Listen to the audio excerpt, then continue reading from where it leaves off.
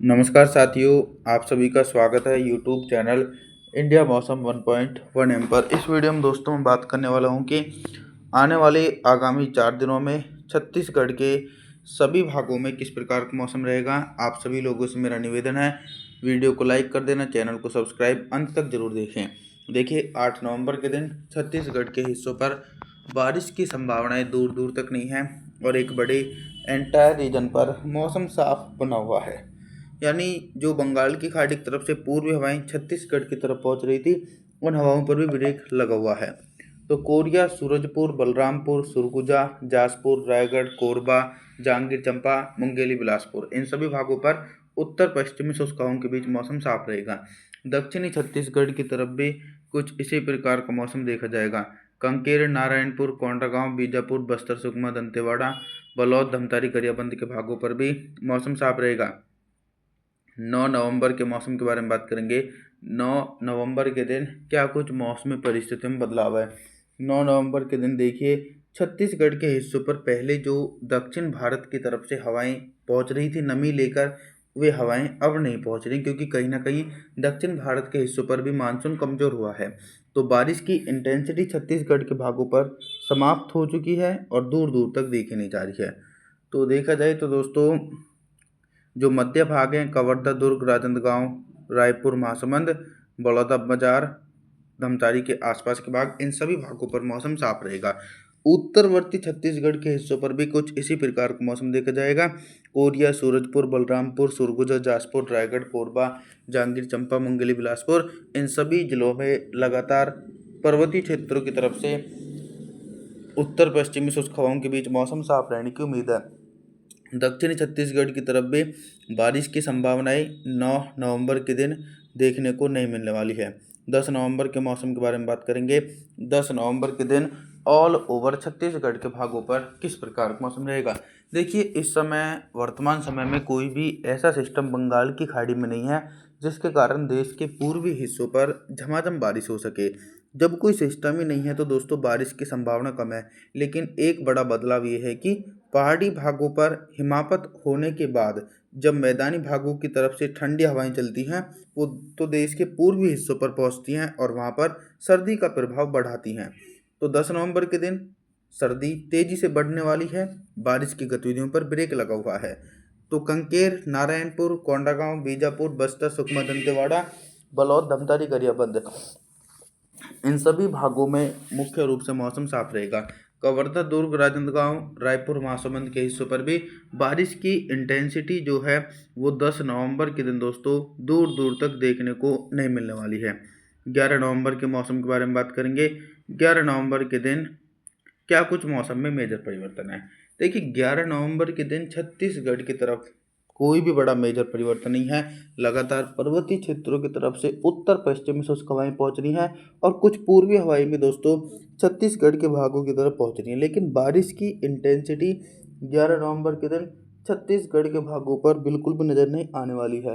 तो कोरिया, सूरजपुर, बलरामपुर, सुरगुजा, जासपुर, रायगढ़, कोरबा, जांजगीर चांपा, मुंगेली, बिलासपुर, तमाम भागों पर उत्तर पश्चिमी शुष्क हवाओं के बीच मौसम साफ ही देखा जाएगा।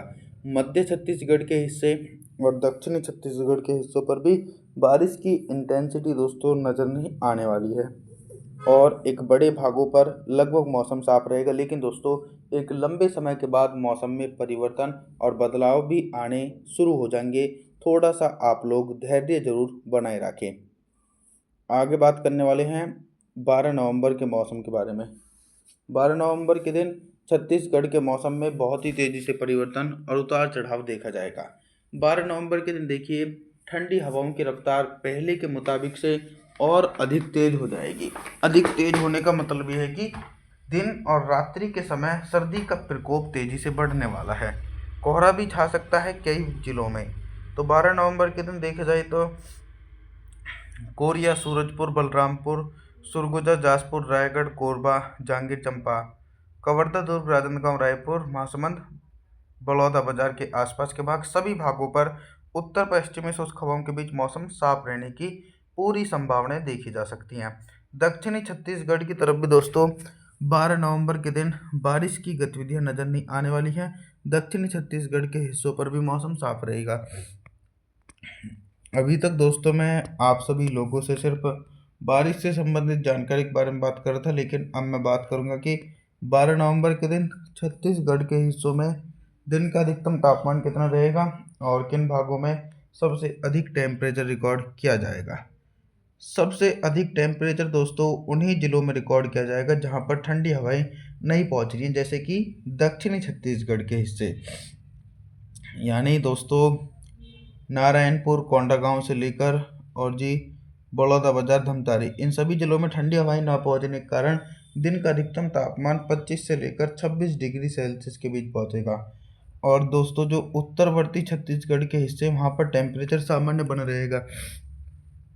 रात के न्यूनतम तापमान के बारे में बात करेंगे तो 12 नवंबर के दिन छत्तीसगढ़ के हिस्सों पर रात का जो न्यूनतम तापमान है वो भी सामान्य ही देखा जा सकता है। आगे बात करने वाले हैं 13 नवंबर के मौसम के बारे में। 13 नवंबर के दिन देखा जाए दोस्तों क्या कुछ मौसम में बदलाव नज़र आ रहे हैं। देखिए 13 नवंबर के दिन भी कोई भी ऐसा सिस्टम नहीं है जिसके चलते देश के पूर्व हिस्सों पर बारिश की संभावनाएं बन सके। जब कोई सिस्टम ही नहीं है तो दोस्तों बारिश की गतिविधियां कैसे नज़र आ सकती हैं छत्तीसगढ़ के भागों पर। तो अहम खबर यही है कि छत्तीसगढ़ के भागों पर 13 नवंबर के दिन भी बारिश की उम्मीद जो है वो दूर दूर तक नहीं है। एक बड़े भागों पर मौसम साफ बना रहेगा। कवर्धा, दुर्ग, राजनांदगांव, रायपुर, महासमुंद, बलौदाबाजार और जी दक्षिणी छत्तीसगढ़ के हिस्से यानी कांकेर, नारायणपुर, कोंडागांव, बीजापुर, बस्तर, सुकमा, दंतेवाड़ा, बलौद, धमतारी, गरियाबंद, इन सभी जिलों में 13 नवंबर के दिन बारिश की इंटेंसिटी जो है वो दूर दूर तक देखी नहीं जा सकती है। अभी तक दोस्तों मैं आप सभी लोगों से सिर्फ बारिश से संबंधित जानकारी के बारे में बात करता, लेकिन अब मैं बात करूंगा कि 13 नवंबर के दिन छत्तीसगढ़ के हिस्सों में दिन का अधिकतम तापमान कितना रहेगा और किन भागों पर सबसे अधिक टेम्परेचर रिकॉर्ड किया जा सकता है।